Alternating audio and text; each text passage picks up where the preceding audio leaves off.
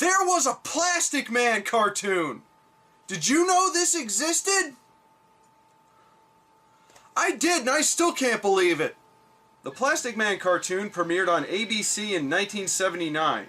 It was produced by Ruby Spears, or as I like to call them, I can't believe it's not Hanna-Barbera. I don't even know anything about Plastic Man. Best I could figure is he's DC's equivalent to Reed Richards. Except instead of being a scientist, he's an idiot. And instead of being stretchy, he can fold himself into all kinds of shapes with no regards to the laws of physics.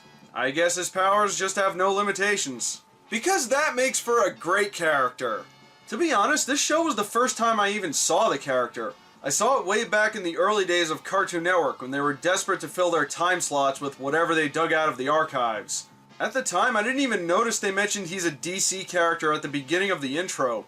From under the pages of DC Comics comes the world's newest and greatest superhero, Plastic Man. Funny that they call him a new hero, considering the character was created in 1941. He can spring, he can stretch, he can fly, he can bounce. He can bounce, but he can't fly. That scene is from the first episode where he gets thrown by a giant monster. Liars! And he can even dance. Uh-oh, I think the Thing has some competition.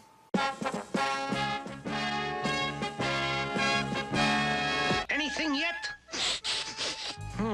That exotic perfume Penny is always wearing lingers around for weeks. I'll pick up the scent soon. Go away, dog.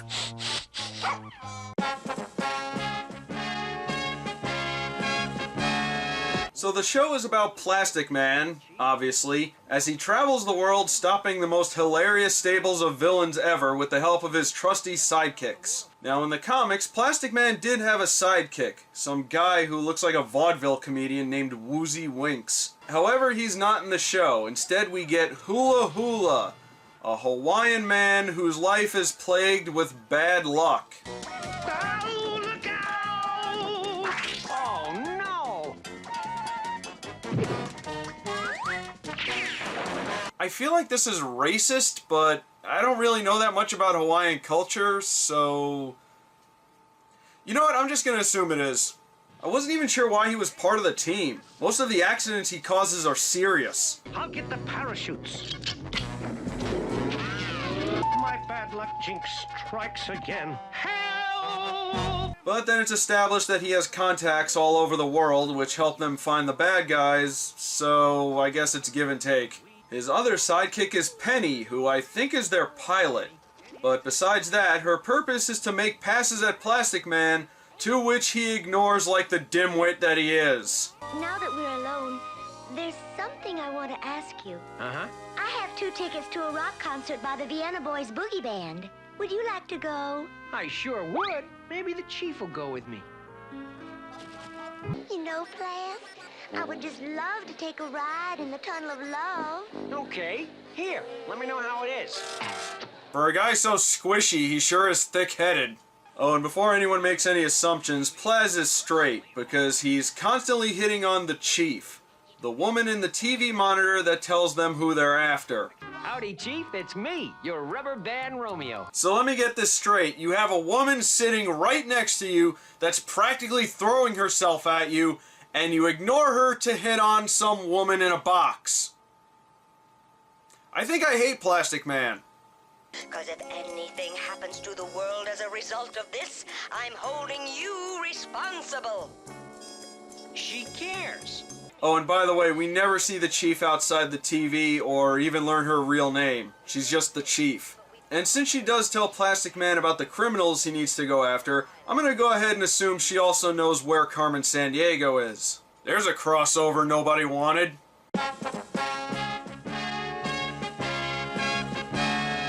What we need now is a hose. Turn around, Hula Hula. This has got to work.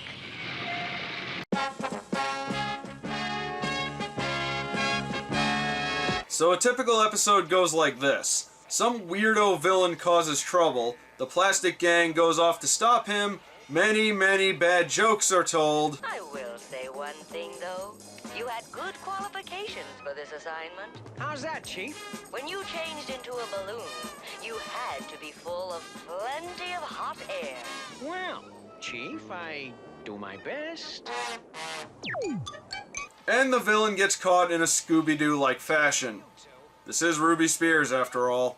And these villains are some of the strangest I've ever seen, and a few of them are actual Plastic Man villains from the comics, like Carrot Man. Yes, there was a villain named Carrot Man.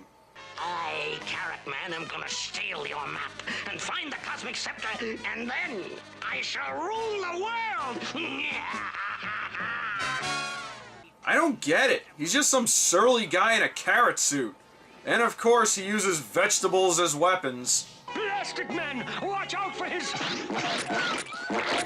Now, while I make my getaway, you eat your spinach like a good superhero.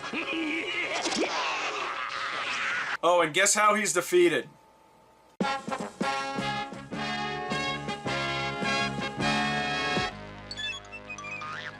Oh boy, a carrot, and just in time for dinner.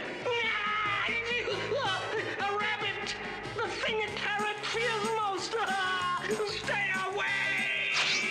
Thanks!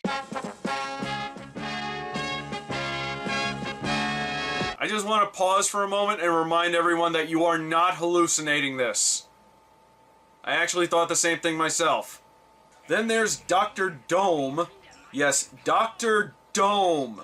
Not to be confused with Dr. Doom. You know, a real villain. That's another thing. Some of these villains seem to be derived from already existing characters. Like there's a villain named Joggernaut. Not to be confused with Juggernaut. Another better villain. He's not even that interesting. He just looks like a circus strongman. Or maybe Super Macho Man from Punch-Out. I don't know. One thing that perplexes me is that there are villains that seem to be awfully close to other DC characters. There's one named Kitty Cat Thief. A thief dressed like a cat. Did they forget DC has a character named Catwoman? Why didn't they just use her? Weird thing is, she kind of sounds like Eartha Kitt. Does that fool think I don't know Plastic Man when I see him?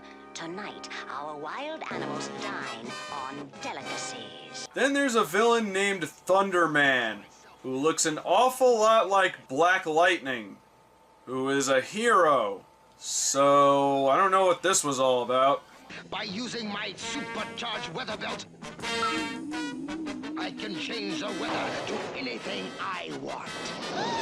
A tornado! Correction. A thundernator. I think the Sci-Fi Channel has an idea for a new movie. Watch.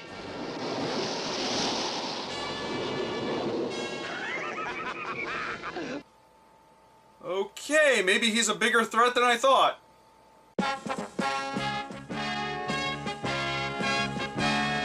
Ooh, what a darling raincoat. Ooh, I just have to get it. That gives me an idea.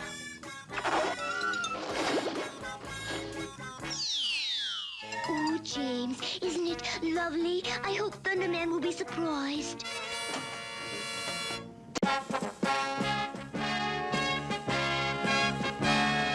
There was a villain named Toyman, but I'm not sure if he's the same Toyman from the regular DC canon. Most of the other villains seem to be just two random things combined, like Disco Mummy. She's a mummy who disco dances. And that's about it. What a dumb idea that was. This show ran from 1979 to 1981. New Wave was about to take over. Then there was Half Ape, who is literally half ape. And Superstein, the Frankenstein monster who has superpowers. And they somehow managed to make that kinda dull. And some were just kinda generic, like the Weed. Lord knows I could use some right about now. I've got some! Not from you! Actually, his episode had one pretty funny moment. What is this? Your lunch. I ordered no lunch. Hi there. I'm very low in calories. It's Plastic Man. You fools, you failed. And he used room service to find me. Curse that Plastic Man! Next thing you know, he'll be arranging wake-up calls from my room long before I intend to get out of bed. I also love that his henchmen need to water him. You know, I take it back. The weed is hilarious. But he pales in comparison to the best villain. The Clam. It is what it sounds like. It's a talking clam with an eye patch and a tiny captain's hat. It's a clam. A clam. In a fish tank. In a submarine. This is a villain. I just love the fact that somebody somewhere wrote down on a piece of paper, supervillain Clam. What kills me is that he has henchmen that do his bidding. Who the hell takes orders from a clam?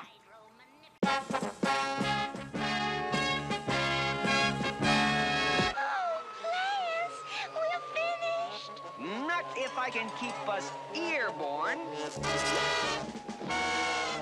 We're still flying! The ice cube's too heavy. I'll have to glide us to safety.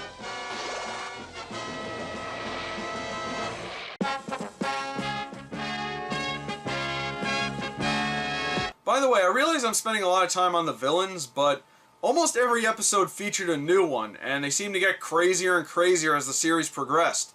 So they're easily the most interesting thing about this show. Because Plastic Man himself sure as hell isn't that interesting. Yeah, for a guy who can change into almost anything, he's kinda dull. He's not even that fun or even likable. And he's kinda dumb. Don't worry, Jeff. We'll find your sister and return her to normal. But how? I haven't the foggiest notion. It's almost like, I don't know, maybe Plastic Man wasn't the best choice to carry a TV show? This decision just baffles me. Of all the characters in the DC canon, why in the hell did they give Plastic Man his own show? There's nothing interesting about him. Green Lantern had an animated series, and it was awesome. You know why? Because there was a lot about Green Lantern to work with. I know DC hasn't had much luck adapting most of their characters outside of Batman and Superman. It seems things have gotten better nowadays, but historically they've always had problems, and Plastic Man is no different. I haven't even talked about the worst part yet. This show had a spin-off. So at some point, Plastic Man and Penny actually got married. With the way his dumbass kept ignoring her, I assume she had to drug him or something. And they had a baby. Yep, they scrappy-dooed this series. Because these episodes were mostly about the shenanigans of Baby Plaz. You know, with the first show, at least they were traveling the world and fighting crime and giving a few unintentional laughs every now and then. But I'm impressed. They somehow made this show even dumber. Well, I'm about done with this, but let's take a look at some of Plastic Man's other appearances. His first animated appearance was a cameo in an episode of Super Friends, way back even before his own show in 1973. He also made a brief cameo in an episode of Young Justice. But I think his best appearance was on Batman the Brave and the Bold, because for one, he was actually funny, and we also get a glimpse at his backstory, making him interesting. And it kept Plastic Man to where he works best, as a side character. Though I think we could have done without the reference to Baby Plaz. Finally, there were a bunch of shorts for Cartoon Network's ill-fated DC Nation, as well as a pilot for a new TV series. Yeah, they wanted to make another Plastic Man show. Did they not learn their lesson the first time? To be fair though, the pilot wasn't that bad. It showed a lot of promise for a decent superhero comedy show. Shame it wasn't picked up, because we sure as hell haven't had a good one of those in a while. But as for this version of Plastic Man, you can skip it. The show is a waste of time. You might get a laugh or two out of a few episodes, but the rest is pointless, not funny, and just plain bizarre. Expecting anything more out of the series is too much of a stretch. Oh my god, now they got me making bad jokes. Well, that's it for this year's Obscurathon, and boy was this one miserable. Every year I find maybe one or two things that are at least interesting, but all the shows we watched were duds. So, I think I need to take a little break. I need to get away from all this weird, obscure stuff, and maybe revisit something I really liked, something that always made me happy.